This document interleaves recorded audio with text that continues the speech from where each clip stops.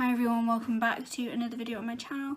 I don't normally do this kind of thing where I write a script and I'm going to read out my script, and so it's not going to seem very natural, but this is how I write in general. And I had a bunch of thoughts and I didn't want to lose them all, so I thought I'd write them down, but then I ended up writing an entire script and it took about 2 hours or maybe even more than that to write, and so I thought I would just read it out on camera.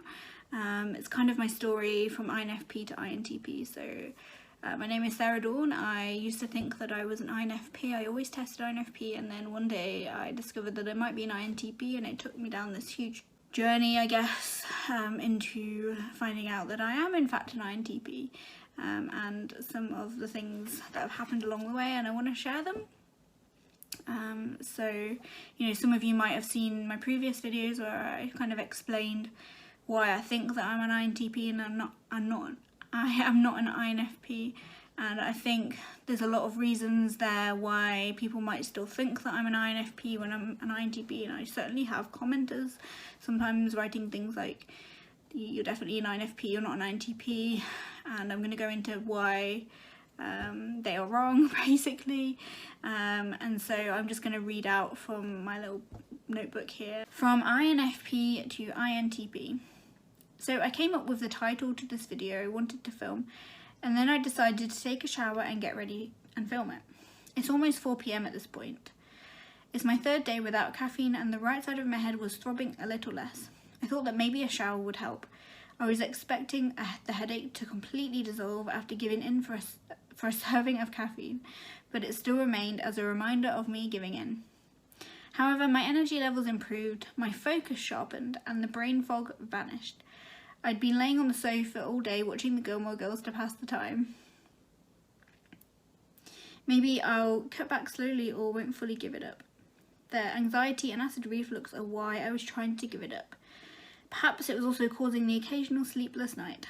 Yet these things happened sporadically. Sometimes they didn't happen at all, and I'd have a surge of energy and the motivation to do something, and here I am. But this video isn't about caffeine. I jumped into the shower and yes, it made me feel better, but there were all these thoughts popping in my head and you can't exactly write them down in the shower. I was afraid of losing them. Often what happens is I would start to make a video and they'll be gone, and I'll make much less sense than I wanted to. I'll think these are great ideas, and then a few hours later they'll be gone and no one will get to hear them. I'm not even sure that anyone even wants to hear them. I'm either too humble, or I believe I'm invaluable, or that no one will care about what I have to say. I believe my fear, and many of my fears and insecurities, come from both my secondary school experience and my inferior extroverted feeling. But anyway, on to the topic at hand. Several years ago, I typed myself, or should I say, a system known as 16personalities.com. Typed me after I answered some basic questions, and of course the result I got was INFP. I'd take other tests too, and I'd get INFP again and again. Years later, in 2020, at the age of 29, I'd take a test that typed me as INTP after I was mad and I'd spilt a drink on my laptop. And that's when things got interesting. I know MBTI isn't awfully scientific, being subjective and all that, but there was something about it that I couldn't let go. I joined INFP Facebook groups and watched videos on INFPs. I took them literally, just like someone who truly believes in horoscopes might. When people compare MBTI to horoscopes, it makes me cringe a lot. Anyway, through MBTI, I came to understand myself as a creative person who likes to escape through my imagination. I've been doing more creative endeavours, and oh, how I enjoy them. I explored nature a lot and used my imagination to enjoy the experience even more. My inner child was certainly happy. I opened up an Etsy shop. I saw myself as a kind person and perhaps even became kinder as a result. I started to seek meaning in life in a variety of ways because I had always considered life to be a struggle. I got emotional often, believing that this was part of myself being an INFP, failing to realise that I was dealing with something a lot bigger. 2 years later, I discovered that I had inattentive type ADHD. I'd spent a lot of time feeling frustrated, overwhelmed, empty, bored, lost and anxious. Many of these feelings were hard for me to deal with.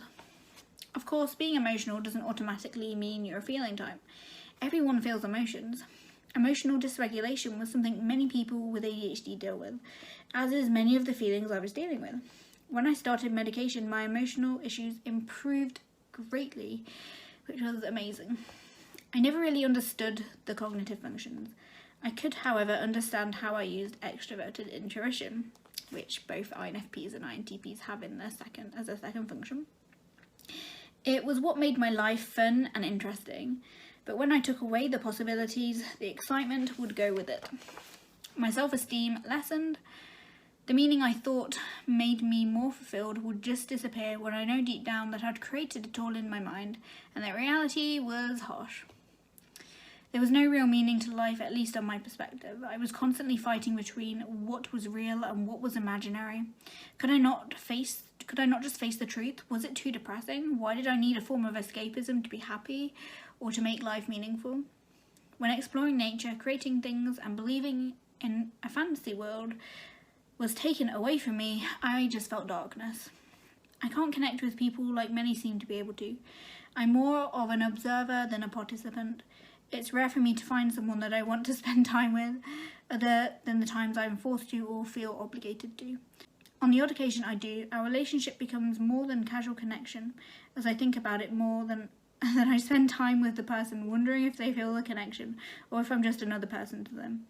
I have long conversations with them in my head which don't meet these expectations when they happen in reality. I can't tell people, at least with ease, how I feel when I'm struggling. The vulnerability is so uncomfortable to me. Years later, I still believe they are judging me based on something they've probably forgotten. But if someone causes me emotional discomfort, it can get triggered every time I see them. I saw myself through this INFP filter, yet a personality type isn't who I am. I see how naive I was now. There's many reasons why I mistyped, but I want to focus on one thing in particular. Not only did I mistype myself, but now I know my true type. I've had many people through YouTube disagree with me. I know someone I see quite a bit and I've known for several years who posts videos online. And they almost seem like a different person.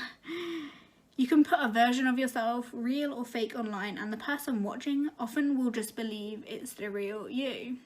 There's also another reason as to why you can't accurately type someone based on one or even a few YouTube videos.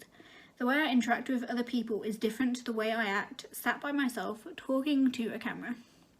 I've been really trying to be myself and not put on a persona, but these are one-sided conversations I'm having.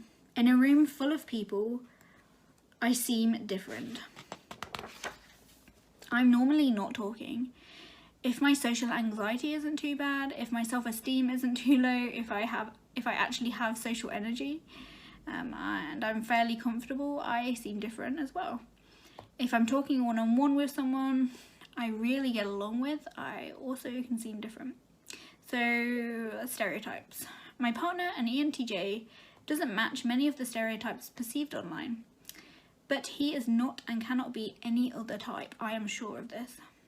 I've checked multiple times using several typing systems, and the ENTJ box is the only one he fits somewhat into. I've even had him check as well. In most cases, I adore INFPs. Their empathy, imagination and pureness is admirable. However, when I really thought about those of this type that I knew, both personally and through YouTube videos, I didn't match the stereotypes. When I created, I didn't have one style like many INFPs had. I didn't really feel for people in the genuine way they seemed to, and I certainly didn't judge someone by the values that they had. But in reality, I don't match many of their traits. In fact, I mostly judge people by how much of what they are saying makes sense or not. When I do this, I either find people annoying or I find them amusing, which I don't think is a super sensitive thing that an INFP would potentially be like. I think that they would generally judge people by their own values and if the other people are meeting these values. I have some INFP acquaintances and they generally make me feel quite soft inside, and they seem to be soft inside, and I don't feel that I have this effect on others, or that I am personally very soft inside, and I often hide that part of myself. When I was working on something, it bothered me a great deal when I'd be interrupted. I wasn't happy to help at work or even at home. I just wanted to be left alone, although I tried to appear polite. I smiled at things that weren't funny, and when I became exhausted from that, I'd switch off and ignore everyone around me. I'd get angry when bothered, but would hold in the emotion or try to switch them off until they'd come out at home. I didn't want to feel them. After an outburst, I'd probably cry and feel better and move on, still unaware of the actual reason for feeling the way that I did. When stressed in any way, I become a hermit, shutting everybody out. I'd ignore phone calls or visiting family.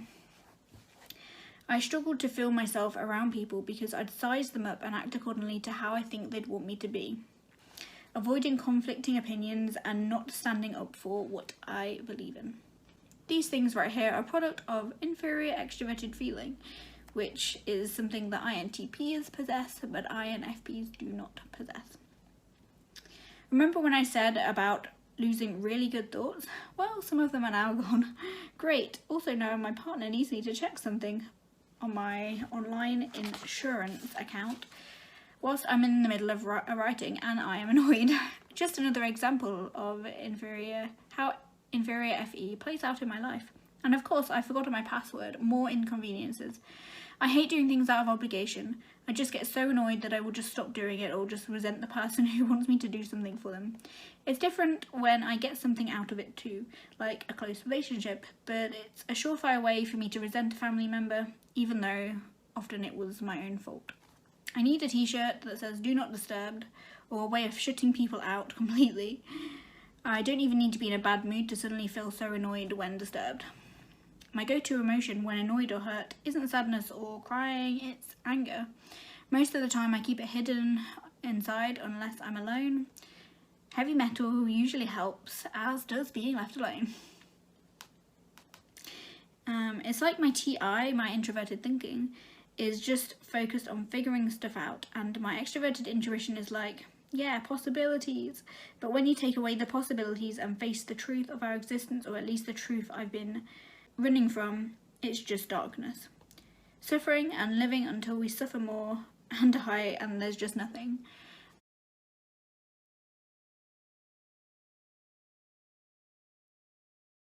I think a lot of this comes from me having ADHD for a long period of time and me just waiting for the inevitability that I will get sick one day and die, or be sick for a period of time, a long period of time, really suffering, and that is not what I want. I just want to die and that's it, basically.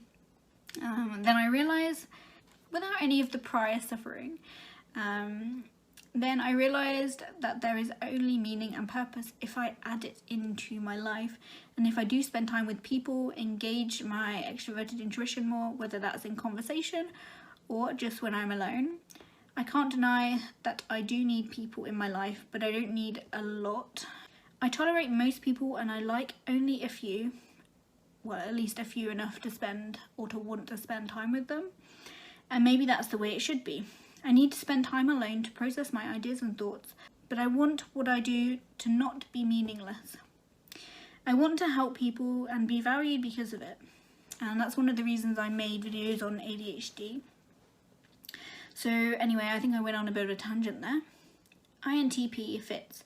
At least now I understand more theory and base MBTI less on stereotypes. We know it's hard to type people because there's so many sites and forums online where people cannot agree on certain people's types. People are multifaceted, influenced on more things than genetics. Some are permanently stressed, some trying to be someone they're not, some unsure of who they are, etc. So if we are going to put people into one of 16 boxes, let's perhaps try not to stereotype them. Many people in my life have called me smart. No one has ever called me stupid or insinuated it in any way that I've noticed. It's easy for me to achieve high quality in my work, and I learn systems, procedures, and how to use programs and equipment, basically logical systems, very quickly. However, my anxiety and people skills have always held me back in life. I don't really feel smart and struggle to say my thoughts out loud and concisely if I haven't thought about things enough. I can be socially awkward and take things literally, which apparently is amusing to some other people. This doesn't really make me feel smart. This makes me super self-critical, or maybe that's my introverted thinking and analysing myself too harshly. I want to believe in some things, and when I try to, my brain tries to rationalise it. If I come across a piece of information that rationalises it as illogical, then I find it hard to ever believe that thing again. And if it was enjoyable to me, I have to rationalise it somehow by believing that it's just play or part of my imagination. Yeah, I know the truth, and it can take away the magic of it, which can be depressing. When I found out I was an INTP, my confidence improved as I felt more self-aware than I had ever done. I looked back at my teenage years, pre-INFP diagnosis, and pre my years of seeking, and I understand a lot about who I am. I'm still seeking purpose in life, but I've also found it in many forms already. I just haven't found that one thing that I want to be spending my time working on. I do have an idea of what it is, I'm just trying to narrow it down. I'm nearly 30 years old and almost ready to move into the next phase of my life. I want to buy a house, take care of myself better, and do what's fulfilling to me. I want to continue to grow. I have a friend who always talks about her Facebook memories, and then whenever I look back at mine and at what I'd posted years ago, I cringe. Someone told me that's because I've grown a lot. Some tips if you aren't sure of your type. Ask your partner if you have one to help you. My partner helped me so much because he sees me being my true, authentic self. Notice how you act when you're stressed or annoyed and try to figure out what causes you to feel that way, and then try and find out what the types do and see which one fits you best. Throw out the stereotypes. Read a lot and watch a lot of YouTube videos. That's basically what I've done. I honestly believe some people just don't want to spend the time researching enough about their type. When I first found out that I could be an INTP, I spent the first few nights researching rather than sleeping. My partner usually goes to bed later than me, so he was coming in and I'd be there on my phone or my laptop, and he'd make me go to bed because I work 12-hour shifts and I have to get up very early. So I'd get snuggled up, and then my mind didn't want to shut off, and I'd just still be lying there processing everything. Then at work I'd be processing more and thinking about what I'd read, and I'd be on my phone on every break doing even more research. I'd barely slept, but it didn't bother me. My energy came from wanting to know more, understand more, and figure out the problem at hand. I like MBTI, and especially the cognitive functions, because it helps you to grow. And it's always been very clear to me that my life is a personal growth journey. One day I'll be wiser than I am today, and hopefully I can share that knowledge and help other people to grow. Hopefully in some form of a book, is what I aim for anyway. I've heard a theory that our fears are based on our inferior functions. Inferior thinkers are afraid of not being or appearing smart, whereas inferior feelers are afraid of not being liked or valued. Just add introverted and extroverted where appropriate. And INFPs would be afraid of not being smart, and INTPs would be afraid of not being valued by others, and so on. And I think this has some merit to it, so I thought I'd share that. Anyway, I wanted to share some of this just as I've shared my journey in bits and pieces throughout videos. You've seen how I've gradually come more and more to understand and accept myself, and it's great for me to have that on record, even if in years to come it makes me cringe. Now I've done a lot of reading into my type, I can use it as a starting point to finding out what direction I will take my life into next and how I grow into my best self. It's also helped me to realise that I am multifaceted and have multiple sides and multiple interests. I want to pursue one topic, idea, question, etc., but I'm not sure exactly what it is yet. But I won't stop trying and thinking about different things until I do. And I'll always be questioning my idea of meaning, belief, and forms of escaping, and I'll throw away old beliefs as soon as I learn more. This is ultimately how we grow, or at least how I grow as a person. Some quotes that I resonate with. When I let go of what I am, I become what I might be. I'd rather be whole than good. Also, reading books on INTPs solidified the fact that I am an INTP. So I'm going to leave some recommendations down below. So if you watched all of my video, thank you very much. I'd love to hear what you thought about it, and I will see you again in the next video.